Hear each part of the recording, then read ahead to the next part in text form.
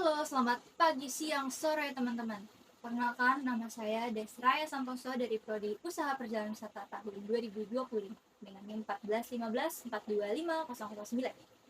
Pada kesempatan kali ini, saya akan membahas topik yang sangat relate dengan teman-teman dan saya tentunya sebagai calon pelaku pariwisata. Topik kali ini akan saya mulai dengan sebuah pertanyaan.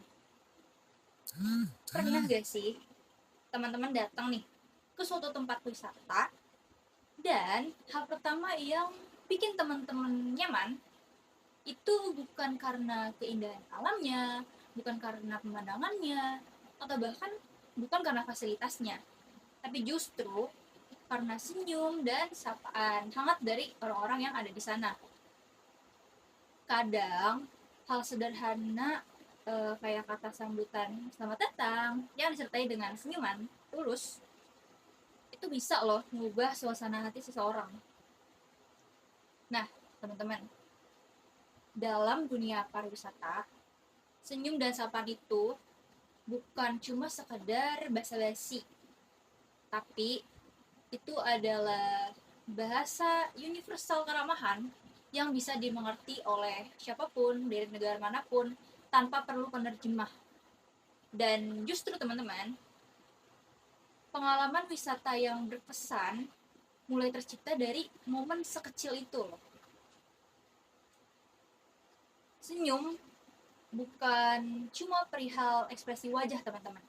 Senyum itu merupakan cerminan dari sikap kita, cara kita nunjukin bahwa kita itu peduli dan menghargai kehadiran orang lain.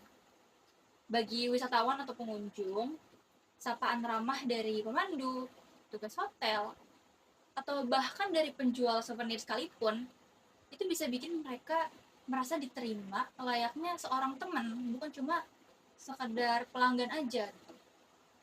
Dan menariknya nih teman-teman, penelitian pariwisata itu nunjukin bahwa wisatawan lebih mungkin kembali lagi ke destinasi yang punya pelayanan hangat dan tulus meskipun fasilitasnya itu sederhana. Nah, artinya teman-teman, hospitality itu atau keramahan itu gak selalu membutuhkan biaya yang besar. Kadang cukup dengan senyuman dan sapaan yang tulus aja udah sangat cukup. Wisatawan itu gak cuma mengingat tempat yang pernah mereka kunjungi, tapi juga perasaan yang pernah mereka alami di sana. Senyum dan sapaan yang tulus itu bisa membangun koneksi emosional yang bisa bikin wisatawan itu merasa diterima, dihormati, dan dihargai. Bahkan dalam situasi sulit seperti saat pelayanannya ini agak lambat, senyum yang tulus itu bisa meredakan ketegangan.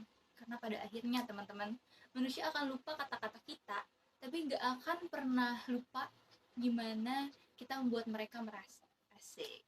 Jadi mulai hari ini, ayo teman-teman, kita jadiin senyum dan sapaan itu bukan cuma sekedar formalitas, tapi jadi bagian dari identitas kita sebagai insan pariwisata Indonesia nantinya.